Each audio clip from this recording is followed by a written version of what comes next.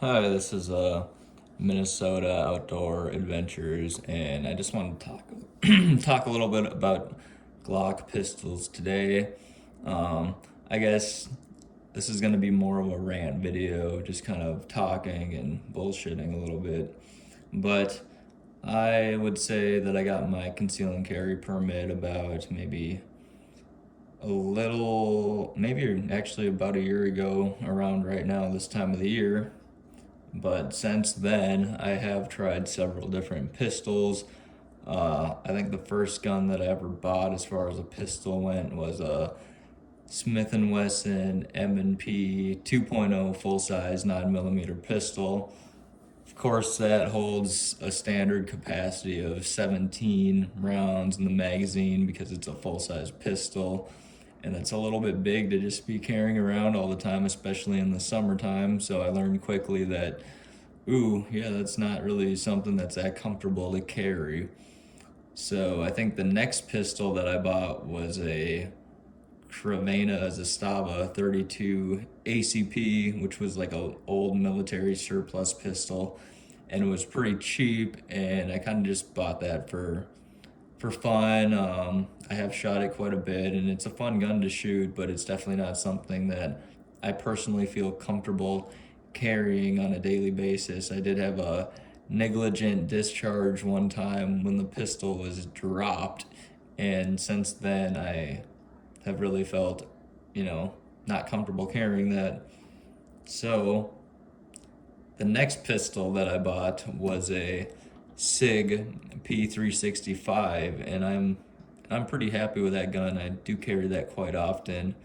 It's easy to conceal due to the size, and I just have the standard P365, not the X or XL or anything like that, just the standard P365. And I honestly usually carry it with the standard mag or just the pinky extension mag because it really keeps that concealability down and it's just more comfortable to carry. But with all that said, I have stopped carrying all those pistols, and the only pistol that I carry at this time on a daily basis is my Glock 19, and this is that pistol right here that I'm talking about. It is a Gen 5, and it's interesting because I've done a little bit of research and I noticed that some of the Glock Gen 5 pistols are have front serrations here, and I know that's a big thing that a lot of Glock owners had talked about and requested in the past. So this must be an earlier version of the Glock 19 Gen 5 that came out without the front slide serrations. And just to be clear, all of these pistols are empty, and they've been double checked here. The AR on the back is not empty, but I'm not gonna touch that one. So we're clear here. And I also noticed that this pistol, when I bought it, came with these Ameriglow front sights, and I really do enjoy those sights compared to the standard Glock sights. So when I'm at the range, I have noticed that it's definitely easier to it's easier for target acquisition, especially if you're shooting like steel targets and stuff like that, in my opinion.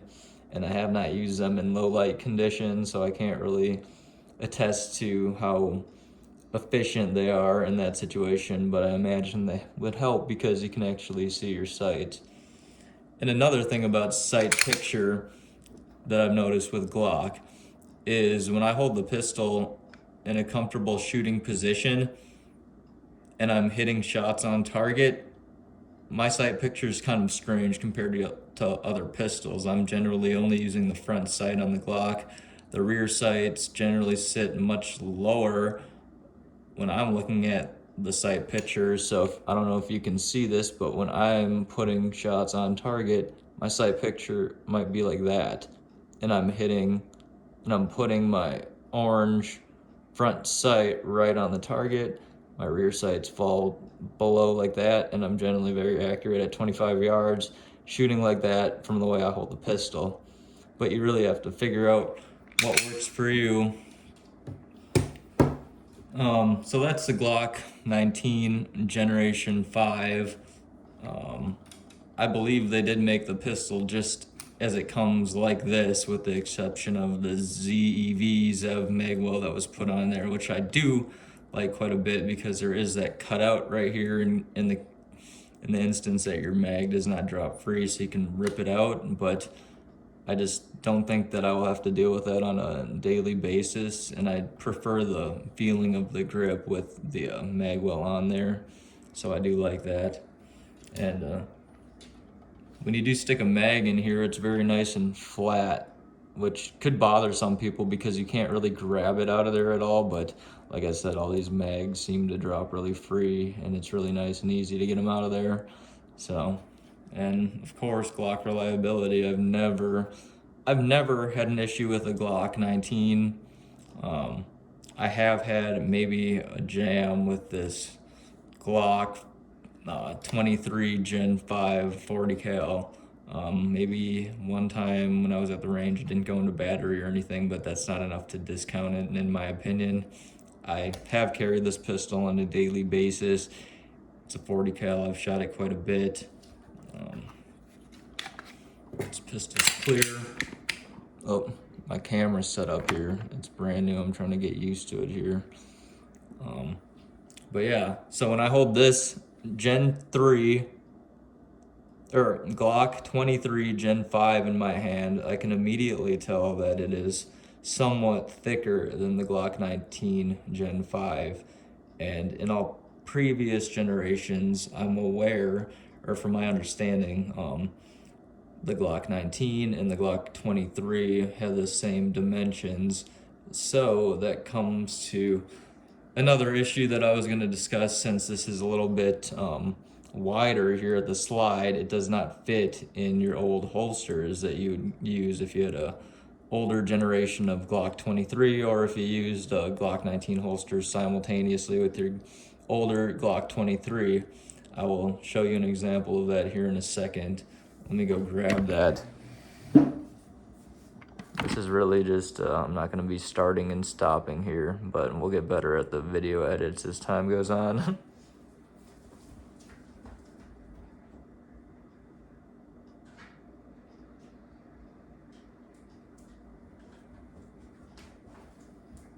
All right, so I have had this holster here for quite some time. It's a Philster, PHLSTER Pro. You can kind of see it right up in here where it says what it is. I don't know if you can see that great, but, and it says it fits the G17, G22. It also fits my Glock 19 perfectly, like that. It has this wing here, which when you put it on, it pushes against your belt, so it pushes the gun towards the body more, which definitely aids in better concealment and less printing. I'm not really that concerned about printing, honestly. I live in Minnesota and it's about to be winter time, so we're gonna be wearing heavier jackets and longer shirts and everything like that. And I would say this is definitely, without a doubt, the best quality holster that I've ever used. One thing that I can say about it is I'm not a big fan of these straps here, but they do make a one-piece clip kind of a deal like you see on other holsters that you can swap it out for on these, so that's not that big of a deal. I just haven't done that yet, but that is an additional piece that's like $5 that you have to buy. And then I was gonna say there is another holster by this company called Philster Floodlight, I believe, and that is a light accommodating holster for the common lights like the TLR lights, and you could do a little bit more research on there, but this is an excellent holster. You can see that it covers the trigger guard 100%, so you don't have to worry. I've never accidentally hit the mag, even though it doesn't cover that. I mean, I wouldn't want it to cover that, to be honest. I like the holster as it is here. But getting back to my point with the difference in dimension between this Glock 19 and this Glock 23, you saw how I put that 19 into the holster very easily. Well, if I try to do the same thing with this Glock 23, immediately there's resistance. So that is an issue. I was carrying this for probably 2 months, this Glock 23, but I just did not like the holster that I had to carry because of it, and I just didn't feel like it was efficient enough. And that's why I decided to go with the Glock 19 with the holster that I've chosen. So I still really like this pistol. It's pretty soft shooting. I've heard that they changed a couple of the spring design here in these to make the recoil a little bit more manageable. And it's still fresh in my mind. I was at the range recently and I was shooting Federal HST 124 grain standard pressure rounds out of my Glock 19, and it feels like a standard 40 cal 180 grain ball ammo to me as far as recoil goes. So I just thought that was an interesting comparison and an interesting thing that I had observed.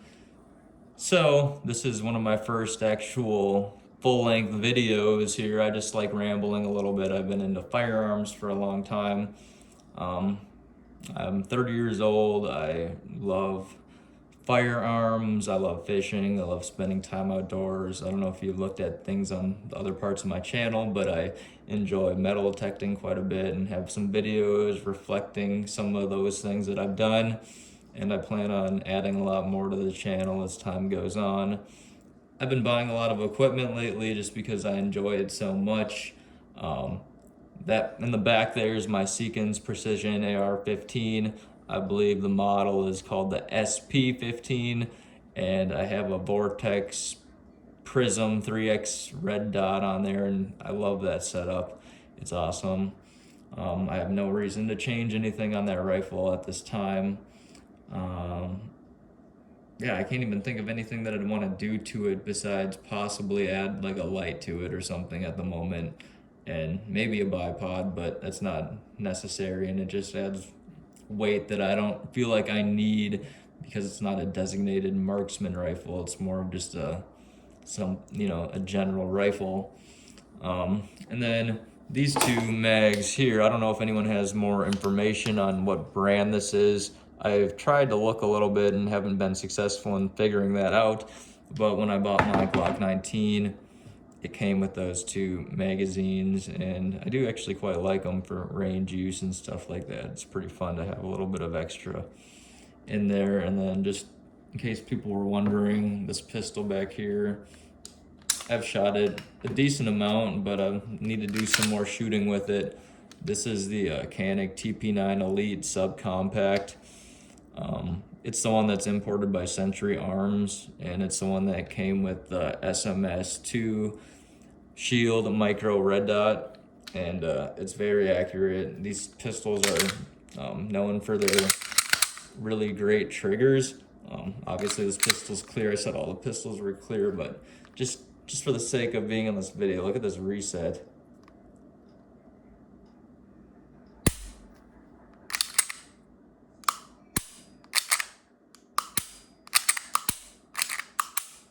Insane. You can shoot extremely fast with this pistol, and it does have this 15 rounder here that extends the grip down like that and makes it very comfortable to shoot, and I would highly recommend this gun. It's really fun.